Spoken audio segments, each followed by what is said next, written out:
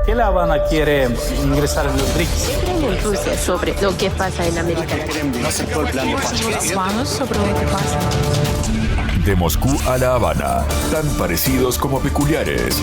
Una coproducción de Cuba Debate y Sputnik que te acerca de primera mano la perspectiva cubana, rusa y multipolar sobre lo que pasa en el mundo.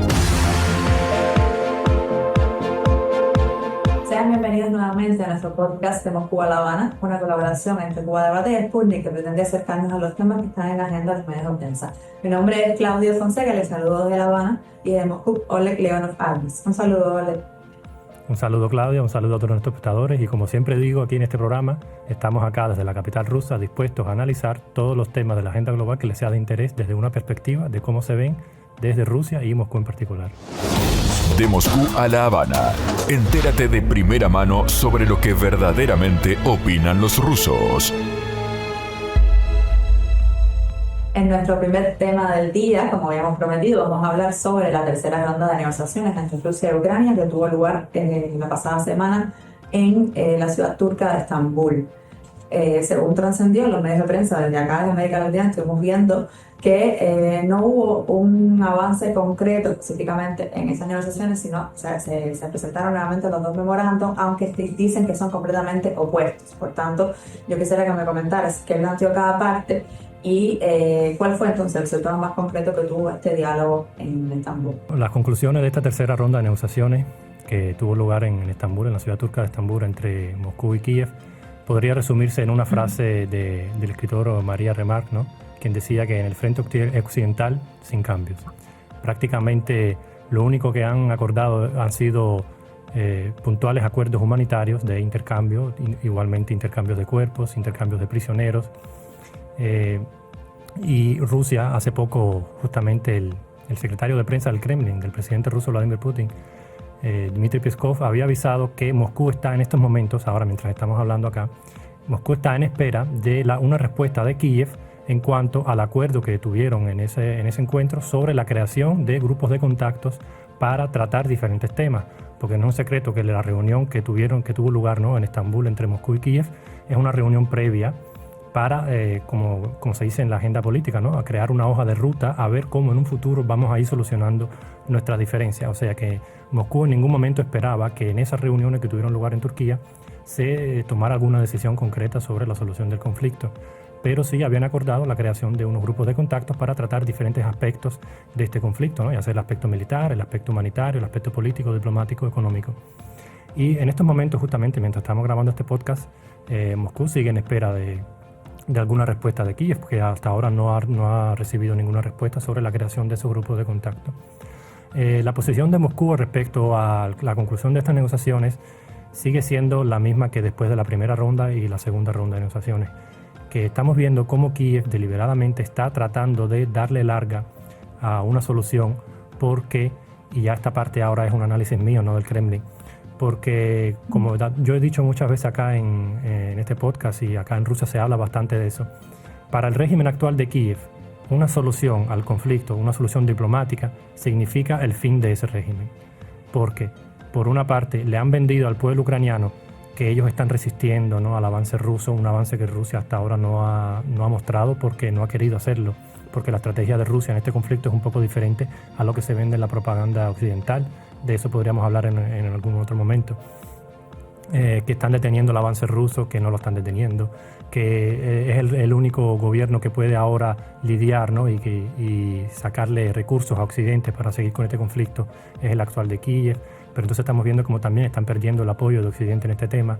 Entonces, por otra parte, aquellos elementos extremistas, ¿no?, de Ucrania, neonazis, que siempre han estado a favor de un conflicto directo con Rusia, ahora no van a poder decirle a ellos que bueno, que el conflicto terminó, váyanse a casa, porque entonces esos mismos elementos, con que ya están armados y preparados para un combate, lo que van a hacer es, van a revertir las armas contra el régimen actual, van a tomar Kiev, poner un gobierno marioneta en Kiev y seguir con el conflicto, porque ellos no quieren la detención de este conflicto tampoco.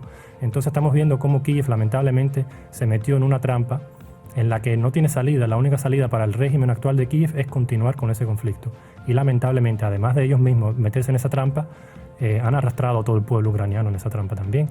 Entonces, resumiendo, esa sería la posición de Rusia tras estas negociaciones, que Rusia desde un principio, quiero recordarle aquí a nuestros espectadores, desde un principio, incluso antes de involucrarse en el conflicto interno ucraniano, Rusia había llamado una y otra vez más durante 8 años, de 2014 al 2022, quien se involucró, estaba llamando a Kiev a sentarse en la mesa de negociaciones y tratar todas sus diferencias mediante la diplomacia con la República Rebelde de Oriente, ¿no?, del país. Pero Kiev nunca lo hizo, entonces Rusia, para ponerle fin a ese conflicto, tuvo que involucrarse y es lo que estamos viendo hoy día. Kiev sigue dándole de larga y simplemente no quiere una solución política a esto. Un elemento que trascendió a nivel mediático fue que estaban proponiendo una reunión del más alto nivel, dígase una reunión entre Putin y Zelensky, a finales de agosto. Sin embargo, pues, desde el Kremlin la respuesta fue que eso no tiene sentido. Sería como poner, una frase que utilizó el portavoz del Kremlin fue que sería como poner la carrera delante de los bueyes. Sobre este tema, ¿me pudieras hacer algún comentario? Eso también es un proverbio ruso que tenemos acá que significa que primero tienen que ir los bueyes, sí, y después la carreta para que avance. Al revés no avanza el proceso. Entonces, evidentemente, un encuentro entre mandatarios del alto nivel, ¿no?, de los primeros mandatarios de un país, se dan ya cuando todos los documentos están en la mesa, ya todos los acuerdos están acordados, ya se ha llegado, ¿no?, a esa hoja de ruta, se ha pasado totalmente y están dispuestos a firmar un acuerdo final. Entonces se reúnen los mandatarios, se dan las manos, firman, se toman la foto de protocolo y se van a sus respectivas capitales. Para eso son los encuentros de primera figura.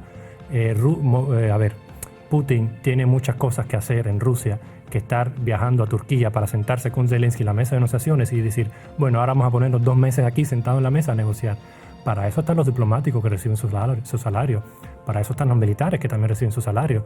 Para eso justamente es que Moscú está llamando a que Kiev acceda, ya ponga sus delegaciones, ¿no?, en aquellos grupos de contacto que van a justamente crear esos documentos que después a la larga finalmente tendrían que firmar los líderes de ambos países. Pero aquí me gustaría señalar que una controversia legal que existe también, que es que para el día de hoy Rusia no reconoce a Zelensky como líder del país porque su mandato presidencial expiró en este año y ya desde el año pasado, perdón.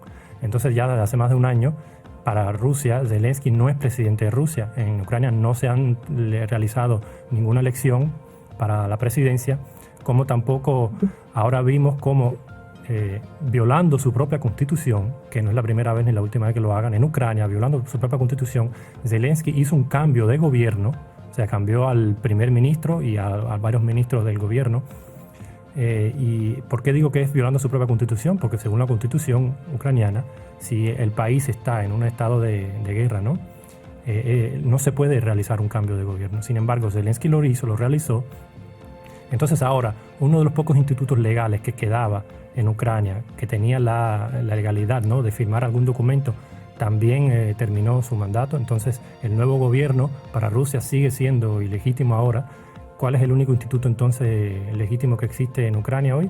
Diría yo que sería el Parlamento, ¿no?, la Rada Suprema de Ucrania y su presidente, pero a él no lo van a enviar a Turquía a firmar ningún documento. Entonces ahora Rusia está en una disyuntiva. Por una parte, si Putin, digamos, hipotéticamente, pone la firma en un documento en la que Zelensky también pone su firma como garante de que se va a cumplir ese acuerdo, después cualquier gobierno ucraniano que llegue al poder va a poder decir, pero Zelensky no era legítimo en ese momento de poner la firma. Entonces ese documento no tiene ninguna legalidad y van a poder echar para atrás ese documento. Entonces para Rusia eso es una disyuntiva bastante fuerte, aunque Putin había prometido que Rusia está dispuesta a negociar, sea con quien sea, con tal de ponerle fin a ese conflicto. Así que veremos cómo se desarrolla esta situación en el futuro. Acá en Moscú todavía no sabemos qué vía va a tomar esa solución. Un tema bien complicado. ¿Y cómo ha sido la reacción de Europa, de Estados Unidos sobre esta tercera ronda de negociaciones? Vi esta mañana unas declaraciones de Trump que decía que iba a reducir los días que había pactado con Putin para solucionar el conflicto ruso-ucraniano. ¿Tienes algún comentario sobre este aspecto? Sí, bueno, acá también en Rusia seguimos de cerca esas declaraciones, porque como habíamos dicho también cuando justamente llegaba la noticia de que Trump le daba 50 días a Rusia para terminar el conflicto de una manera diplomática, nosotros acá en Moscú nos quedamos sorprendidos porque lo venimos diciendo desde siempre. Moscú no necesita 50 días para ponerle fin al conflicto. Estamos dispuestos a hacerlo mañana mismo. Es lo que venimos haciendo desde 2014, cuando se hizo un cambio de poder inconstitucional en Ucrania, que ese conflicto se debe solucionar en la mesa de negociaciones. Pero la parte ucraniana es la que no quiere y la que le está dando de largo a este conflicto por razones que ya mencioné anteriormente, y ahora también le está dando de largo a la creación de esos grupos de contacto para solucionarlo. Entonces, ahora, con esas declaraciones de Trump, a Kiev, al contrario, lo que le convendría ahora darle de largo a ese proceso para que expiren, ¿no?, esos 50 días o menos, los menos días que quiera ponerle Trump para una solución, y después decir, vieron, fue Moscú la que no quiso sentarse en la mesa de negociaciones y terminar el conflicto. Pero si Moscú viene diciendo eso hace años ya. O sea, es una jugada bastante complicada. Estamos viendo cómo Trump está bastante cansado de este conflicto en Ucrania, porque sabemos que Trump, por lo menos el Partido Republicano, ¿no?, y el grupo conservador en el lobby estadounidense, lo que quiere es dejar ese foco en Ucrania y enfocarse más en el conflicto con China y en torno a Taiwán, que es lo que están tratando haciendo en la administración de Trump. Y entonces Trump ahora no ve cómo salirse de ese conflicto, y por razones que ya mencioné anteriormente también, a Kiev no le interesa terminar ese conflicto lo antes posible, y sigue arrastrando a Europa y sigue arrastrando a Estados Unidos a un conflicto que ellos no tienen que haberse metido desde un inicio.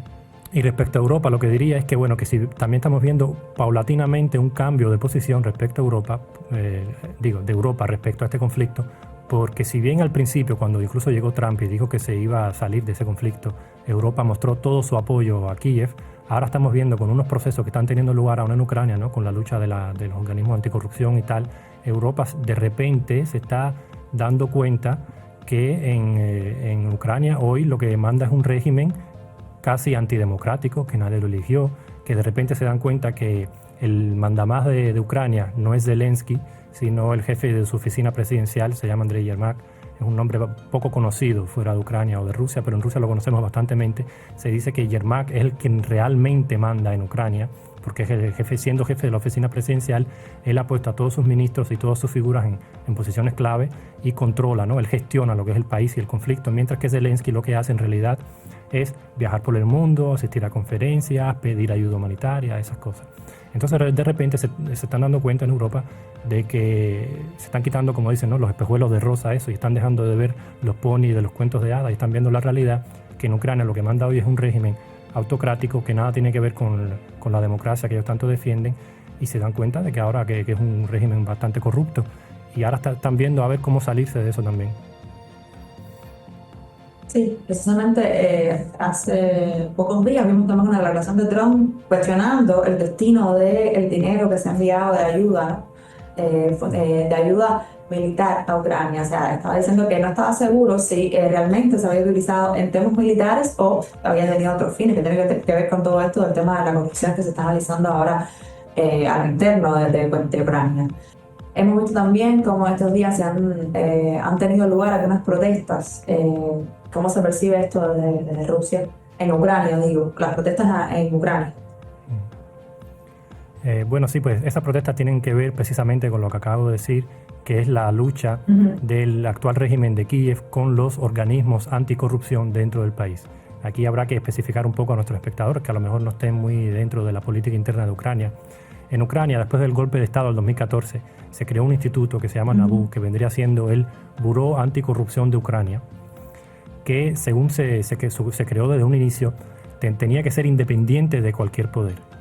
Era independiente de la presidencia ucraniana, independiente del poder judicial ucraniano, independiente del poder legislativo ucraniano. O sea, no habría autoridad dentro de Ucrania que tuviese poder sobre ese buró que funcionaba dentro de Ucrania.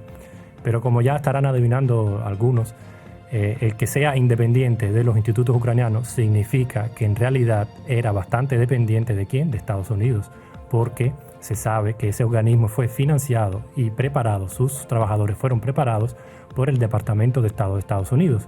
Entonces, tenemos un instituto que funciona dentro de Ucrania, que depende de Estados Unidos, que lucha contra la corrupción, aunque en todos estos años, corrupción lo pongo entre comillas especialmente, aunque todos estos años no ha habido ningún caso grande de que hayan atrapado a alguien con las manos en la masa, ¿no?, en corrupción, sabemos que Ucrania es, si no el país más corrupto del mundo, seguramente el país más corrupto de Europa, 100%. Entonces tenemos un organismo que depende de Estados Unidos, que lucha contra la corrupción y que no depende en nada de ningún poder dentro de Ucrania. Entonces, por supuesto que este organismo se utilizó como método de presión contra grandes figuras dentro de Ucrania.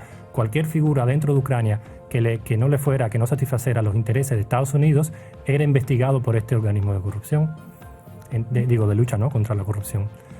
Entonces estamos viendo cómo ahora, poco a poco, han venido investigando a figuras del entorno de Zelensky y de Yermak, como había mencionado anteriormente, que todas las figuras, los ministros claves y las figuras claves en el poder de Ucrania no han sido puestos por Zelensky, sino por su jefe de oficina presidencial, Yermak. Entonces, este instituto, que depende de Estados Unidos, ha venido investigando a figuras claves de Ucrania, dentro del régimen, ¿no?, actual de Ucrania. Entonces, Zelensky y Yermak detrás toman la decisión de deshacerse de ese poder, ¿no?, de la NABU, alegando que en realidad en la NABU existían agentes rusos y tal. Claro que todo esto es una excusa, porque sabemos que la NABU se creó después del golpe de Estado de 2014, cuando Rusia había dejado de tener algún tipo de poder dentro de Ucrania, y quien sí tuvo todo el poder fue Estados Unidos. Y no es un secreto para nadie que la NABU existe gracias a los fondos estadounidenses y en su mayoría no occidentales, europeos también. Entonces, toda esta explicación larga que viene para que entiendan que Zelensky de repente se metió con un instituto que era protegido por Occidente, que era un instituto de presión de Occidente dentro de Ucrania. Y Occidente hacía ojos ciegos, no veía cuando Zelensky se metía contra el idioma ruso, no veía cuando se metía contra los políticos rusos, contra la población rusoparlante de su propio país, no veían cuando se metía contra la iglesia ortodoxa porque tenía lazos con Rusia. Nada de eso lo veían. Ahora, pero cuando Zelensky se mete con un instituto que es apoyado y financiado desde Occidente, ahí sí el jueguito para Zelensky se le acaba. Entonces vemos cómo de repente, en un país que está en estado de guerra y que por ley tiene prohibido realizarse cualquier tipo de protesta dentro del país, vemos que en todas las ciudades, en la mayoría de las ciudades de Ucrania, salen las personas a protestar, en su mayoría jóvenes, universitarios, ¿no?, que salen en protesta, que son no es un secreto que los jóvenes universitarios son la capa, ¿no?, de la población que más fácil sale a protestar, porque tú le das un impulso inicial y ellos salen a protestar contra cualquier cosa. Lo de ellos es protestar por protestar. Entonces, vemos cómo Estados Unidos utiliza esas capas de la sociedad ucraniana para mostrarle su descontento a Zelensky en una protesta. ¿Y por qué Zelensky no reprime esas protestas? Si el país está en un estado de guerra, ¿por qué Zelensky no reprime esas protestas? Porque sabe que detrás de esa protesta está el poder occidental que está disgustado con él y no quiere que él desactive, ¿no?, ese grupo de control anticorrupción que existe en Ucrania. Entonces, desde acá de Rusia lo que vemos es como la administración actual de Estados Unidos, para resumir un poco, ¿no?, está descontenta con Zelensky, no sabe cómo quitárselo de encima de una forma u otra, quiere poner a una figura que sea más cercana, ¿no?, a Washington, que haga lo que la administración actual de Washington quiera que se haga. Zelensky no está accediendo a hacerlo. Entonces Washington busca de una manera u otra cómo sacarse de encima a Zelensky. No sería ni la primera ni la última vez que Estados Unidos hace esto. Valdría con recordar que durante los años que Estados Unidos estuvo involucrado en la guerra de Vietnam, en el propio Vietnam, que era apoyado por Estados Unidos, el Vietnam del Sur, hubieron 2 cambios de poder. O sea, Estados Unidos cambió 2 veces a sus marionetas en el propio Vietnam para combatir a los comunistas en Vietnam. Entonces, en Ucrania va a pasar lo mismo. También se rumorea que con Saddam Hussein pasó lo mismo. Lobbies estadounidenses llegaron al poder en Irak a Saddam Hussein para que combatiera a Irán, pero cuando Saddam Hussein dejó de hacer lo que Estados Unidos quería, pues se lo quitaron también. Entonces, vemos como una otra vez en la jerga de inteligencia, ¿no?, y espionaje existe un término que es agente que se sale de control, ¿no? Un agente que tú impones, pero de repente se sale de control y empieza a trabajar contra ti. Vemos cómo de repente Zelensky, de pasar a ser el defensor de los valores democráticos y las libertades del mundo, pasa a ser a un agente que está fuera de control de Estados Unidos, y Estados Unidos se lo va a quitar. Y esto debería ser un ejemplo para todos los líderes del mundo. Lo he dicho aquí también en este podcast varias veces. No les va a valer de nada ser amiguitos de Estados Unidos cuando Estados Unidos considere que ustedes se están interponiendo en su camino, se los van a quitar igual. Así que ténganlo en cuenta y lleven simplemente una política soberana de su país sin tratar de caerle bien a Estados Unidos. Con curiosidad, de Moscú a La Habana, rompiendo los clichés de la propaganda globalista. Esta semana también ha ocupado titulares la escalada de tensiones que se produjo entre Camboya y Tailandia, en un punto fronterizo de más de 800 kilómetros de frontera que comparten ambos países del sudeste asiático. Esto no es un conflicto nuevo, o sea, es una disputa territorial que tienen ambos países, pero que se produjo por un hecho puntual, ¿no? En este caso, que arma el intercambio de fuego. Ya hay declaraciones de ambos primeros ministros, o sea, de Camboya y Tailandia, sobre un cese al fuego, después de una llamada telefónica con el presidente estadounidense Donald Trump, quien ya se está dando el mérito de que ha sido el que ha logrado contener la situación y la escalada de tensiones entre ambos países. Ha habido otros pronunciamientos, por supuesto, este conflicto ha tenido repercusión internacional, tanto China, Rusia, las propias Naciones Unidas, que han instado al diálogo y a contener las tensiones. Pero hubo decenas de muertos y se calcula que cientos de miles de desplazados entre ambos países. Yo quisiera que me comentaras un poco la visión que se tiene sobre este tema allá en Moscú, ya que te queda una realidad que te queda mucho más cercana a ti que a mí. Aquí en América Latina ocupó titulares, pero no fue el centro de atención durante esta semana, pero sí en otros medios de prensa se le prestó bastante atención a este tema entre Camboya y Tailandia. Bueno, me gustaría iniciar mi respuesta primero poniendo un poco de contexto, ¿no? Porque a lo mejor para un espectador latinoamericano, Camboya y Tailandia son países que quedan extremadamente lejos y no se entienda muy bien a qué viene todo este conflicto. Pero la verdad es que Tailandia es la economía número uno de la región que se llama Indochina, ¿no? Entre la India y China, Tailandia es la economía número uno, es el país más desarrollado e incluso ha estado estrechando relaciones con los BRICS, porque si bien no es miembro pleno de los BRICS, sí tiene un acuerdo de colaboración con los BRICS, Tailandia.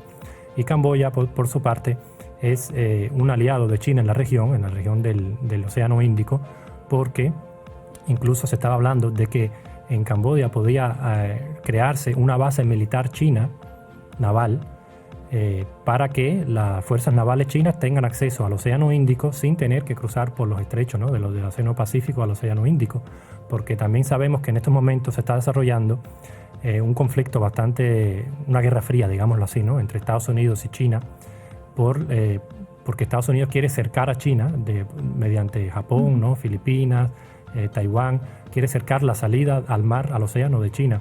Entonces, teniendo una base en Camboya, China tendría acceso directo al Océano Índico sin tener que salir desde su costa.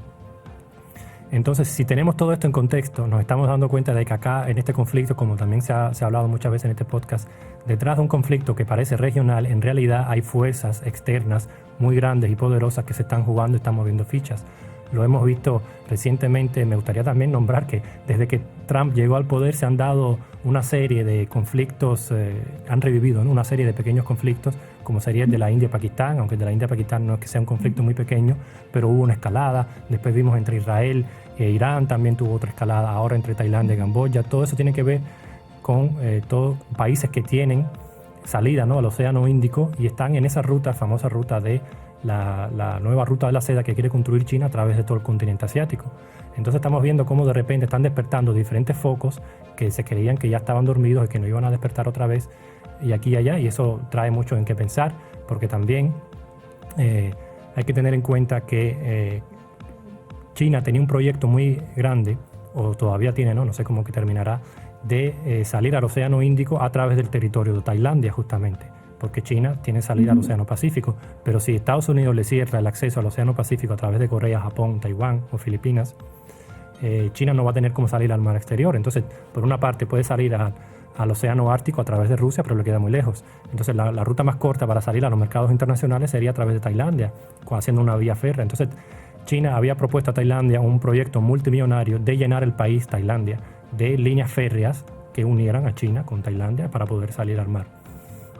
Entonces, si tenemos todos estos grandes proyectos económicos, estamos viendo cómo que detrás de todos estos proyectos de repente están surgiendo diferentes focos de conflicto que se creían extintos, y eso deja mucho en qué pensar, ¿no? Porque Estados Unidos, tampoco es un secreto para nadie, que la política exterior de ellos es crear focos de conflicto alrededor del mundo para que todos los capitales acudan a una bahía segura que vendría siendo Estados Unidos. Eso por una parte. Otra parte que me gustaría aquí subrayar también es que este conflicto fronterizo es un legado de una mala política colonial que en su tiempo realizaron Francia y Reino Unido en la región, porque sabemos que si bien por una parte la India era colonia de Inglaterra, mientras que lo que es Vietnam, ¿no? La gran parte de Indochina, Vietnam, Laos, Camboya, eran colonias francesas, Tailandia quedó justo en el medio de esas dos potencias coloniales europeas, ¿no? Y cada potencia colonial le había quitado territorios a Tailandia. Entonces Tailandia para ese momento era como un estado tapón, ¿no? Se dice así, un estado tapón entre Inglaterra y Francia. Entonces al retirarse, Francia había trazado unas fronteras que ahora justamente son las que están dando motivo para el conflicto entre Tailandia y Camboya, porque Camboya era una región de Tailandia que Francia le había quitado a Tailandia. Entonces trazó esa frontera a su visión como Francia lo veía. ¿Y a qué viene todo esto? Es que estamos viendo cómo una vez más los conflictos que se están dando en la actualidad entre países que en su tiempo habían sido colonias europeas tienen como trasfondo en realidad un malo trazamiento, ¿no? de esas fronteras.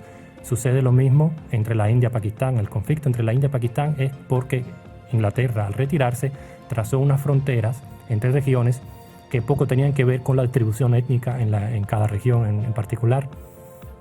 También vemos que el conflicto entre Israel y Palestina lo que tiene de fondo es que cuando toda esa zona, ¿no?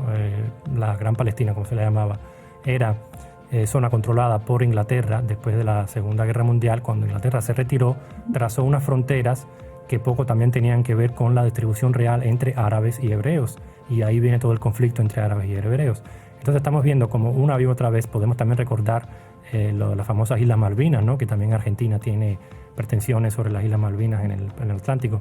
Estamos viendo cómo una otra vez cuando las antiguas potencias coloniales se retiran de algún territorio, dejan unos conflictos latentes sin resolver que después los pueblos tienen que estar resolviendo entre sí mediante el conflicto, lamentablemente.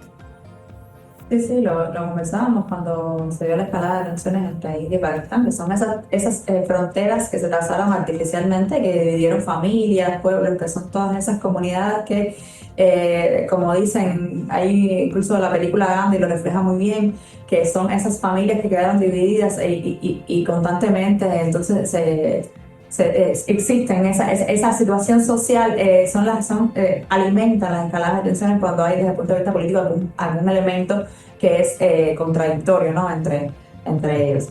También estábamos viendo en estos días que precisamente Trump está diciendo que ya ha solucionado 6 conflictos, está contando entre ellos también el tema de India-Pakistán, el tema ahora Camboya-Tailandia. En fin, vemos también que es parte de todo este juego mediático que tiene la administración Trump. Existe un truco político, ¿no? De poder que quiero que nuestros espectadores conozcan, que a veces los líderes cuando quieren posicionarse como grandes solucionadores de grandes problemas, ellos crean un pequeño problema solucionable y después ellos mismos lo solucionan para presentarse al mundo como los que lo solucionaron. Es un truco, así que quiero que no caigan en esa trampa. A veces eso sucede mucho entre los políticos y el pueblo, por no saber, por no estar bien metido en el poder, no saben de esos trucos. Por eso empezaba yo mi conversación con que qué casualidad que desde que llegó Trump han despertado todos esos mini conflictos alrededor de todo el mundo que parecían callados ya durante muchas décadas, ¿no? Y de repente despiertan y de repente sale Trump y, entre comillas, lo soluciona. De Moscú a La Habana. Sigue de cerca la visión del nuevo mundo multipolar. Un elemento contradictorio que va con todas estas pretensiones del presidente Trump de presentarse como ese posible candidato al Premio Nobel de la Paz es este caso, este escándalo que ahora mismo está dominando la agenda mediática en Estados Unidos, que es el caso de Epstein, el magnate acusado de estar vinculado a redes de tráfico de menores de edad. Y yo quisiera que me comentara si en Rusia tiene alguna percepción sobre este tema, que a mí me parece que lo más interesante es que incluso ha despertado contradicciones dentro de los propios seguidores de Trump. O sea, no son solo los demócratas quienes están criticando al presidente por haber primero dicho que sí iba a revelar estos documentos, estos listados de los clientes del magnate, sino que ahora también el movimiento MAGA le está exigiendo que haga lo que prometió en campaña. Es toda una polémica, hay también muchos como le llaman, teorías de conspiración al respecto de este tema, pero bueno, quisiera que me comentaras desde Moscú qué percepción se tiene sobre este asunto. Bueno, acá también seguimos ese tema bastante de cerca porque estamos viendo cómo noticias que diría yo más bien que son así tipo de farándula, ¿no? Vienen afectando lo que es la vida política de Estados Unidos y se viene utilizando en una campaña sucia, una campaña de Trump, se están sacando los trapos sucios de Trump para acusarlo a él e implicarlo, ¿no? Que salpicar su gestión. A ver, a mí me gustaría empezar con que, bueno, el caso Epstein se rumorea, porque todavía no se ha probado nada y no puedo decir nada con certeza, pero se rumorea que en esas fiestas, famosas fiestas que él hacía, estaban implicados muchas personas de lo más alto del poder occidental, ¿no? Tanto la familia Clinton, la familia Obama acudía a esas fiestas. Trump también, se han revelado videos en el que él sale abrazándose con Epstein. Se dice que muchas familias de las monarquías, ¿no? De las casas reales de Europa también participaban en esos eventos, por decirlo de alguna manera, entre comillas también. Entonces, si tú tienes un caso que afecta a tantas personas de la élite mundial, por lo menos la élite occidental, del Atlántico Norte, digamos, ¿no? Entre Estados Unidos y Europa, y tú sales en campaña, entonces para ganar votos de la población, del pueblo común, tú prometes revelar esos documentos, estás yendo contra las élites de tu país, ¿no? Y del bloque de que tú defiendes. Tienes que tener mucho cuidado con eso, porque si tú lo prometes, tienes que cumplirlo. El pueblo te va a pedir que lo cumplas. Y ahí sale Elon Musk en X, ¿no? En el antiguo Twitter, provocando a Trump para que lo haga y lo publique. Entonces se rumoreaba, al principio hay muchos rumores que dicen que Trump se echó para atrás porque dice que encontró su nombre ahí entre esas listas, ¿no? Personalmente yo no lo creo, porque entonces no lo habría prometido. Parece que lo que pasó es que representantes de esas élites globalistas, digámoslo así, fueron a donde Trump y le dijeron: mira, si tú publicas esas listas y nuestros nombres aparecen en público y salen de aquí y acá, contigo y tu familia lo que va a pasar es esto y esto y esto. Entonces Trump ahora está en una encrucijada, se metió él mismo en una trampa, prometió algo que yo creo que sinceramente quería cumplir por impulso propio, ¿no? El interno que él tenía, pero después los que realmente mandan, los que realmente tienen el control y el poder en Occidente, le explicaron a Donald Trump que tú puedes ser el presidente del país más poderoso del mundo, pero si tú te metes contra nosotros, las consecuencias van a ser muy graves para ti. Sabemos que en Estados Unidos no va a ser ni la última ni la primera vez que se hagan atentados contra Trump, contra un presidente de Estados Unidos, perdón, contra el propio Trump también se realizó un atentado, que dicen que fue un loco solitario, ¿no? Pero uno nunca sabe quién realmente estuvo detrás de él, de esa persona que le disparó a Trump. Entonces, siendo presidente de Estados Unidos, tú tienes que tener mucho cuidado en prometerle al pueblo, porque ya también hemos hablado aquí en este podcast, el poder en Estados Unidos lamentablemente es muy elitista, defiende más los intereses de las élites que del pueblo. Entonces, si tú te posicionas como un populista y quieres defender los intereses del pueblo, tienes que tener en cuenta que no puedes contradecir los intereses de las élites, porque esas élites tienen más poder que tú, seas tú el presidente de Estados Unidos o no. Tienes que tener mucho cuidado con eso. Claro, es que hay muchas teorías respecto a este caso. Incluso estuve leyendo que dicen que Epstein era un agente israelí. O sea, hay muchísimas cosas que se mueven en internet respecto a este tema. Y también que se ha convertido, han tratado una y otra vez en la Casa Blanca de levantar otros temas que se consideran más relevantes, como por ejemplo el tema de los aranceles, el tema económico, el propio Russiagate, este escándalo de acusar a Obama de estar involucrado en la trama de supuesta interferencia rusa en las elecciones del 2016, como veníamos hablando en los podcasts anteriores, y otros temas que han tratado de levantarlos para desviar un poco la atención sobre este caso, que evidentemente no es del gusto, del agrado de la administración Trump. Incluso había dicho que estaba descontento en la forma en que sus funcionarios, su administración había manejado este tema. Sí, y me gustaría agregar aquí en este momento que, como dice el proverbio aquel, quien no debe no teme, ¿no? Entonces, si tú siendo un personaje del poder, sabes que tu reputación está limpia y tú no tienes nada que temer, tú puedes permitirte lanzar esas acusaciones, ¿no? Y utilizar los trapos sucios contra tu contrincante político. Porque lo que estamos viendo en Estados Unidos es que lamentablemente la cultura política estadounidense está decayendo y está bajando bastante a niveles de sacarse noticias de farándula, ¿no? Como ya dije acá en el podcast. Son cosas de chisme, cosas bajas, ¿no? Entonces se utilizan esos instrumentos en una lucha política interna. Entonces, tú puedes permitirte participar en esa lucha así, con trapos sucios, si tú mismo estás seguro al 100% de que tú no estás involucrado con nada de eso. Pero como sabemos, el propio Trump ha estado involucrado en numerosos escándalos con amantes y como dirían acá en Rusia, ¿no? Mujeres de baja responsabilidad social, por decirlo de alguna manera, que se han involucrado con Trump. Entonces, si él mismo saca esos trapos sucios, lo que le va a caer arriba a él también van a ser un montón de trapos sucios. Entonces va a ser todo una caída de una cultura política tremenda en Estados Unidos. Y lamentablemente estamos viendo como la potencia número 1 del mundo, por lo menos que se posicionaba, ¿no?, como la potencia número 1 del mundo, la mejor economía, las mejores fuerzas armadas, la élite, el intelectual del mundo está cayendo a ese nivel, a nivel de, como ya dije también aquí una vez, ¿no?, de chusma del barrio, lamentablemente. De Moscú a La Habana, para que conozcas mejor la idiosincrasia rusa. Esto ha sido todo por hoy en nuestro podcast Moscú a La Habana, una colaboración entre Cuba Debate y Sputnik para acercarnos a los temas que están dominando la agenda mediática en estos momentos. Como siempre hago, les invito a que sigan nuestros perfiles en redes sociales y que dejen sus comentarios sobre los temas que son de interés y algún otro comentario respecto a lo que hemos debatido acá en De Moscú a La Habana. De Moscú a La Habana, tan parecidos como peculiares. Una coproducción de Cuba Debate y Sputnik para que tengas una perspectiva más amplia de las noticias que llegan desde todo el planeta.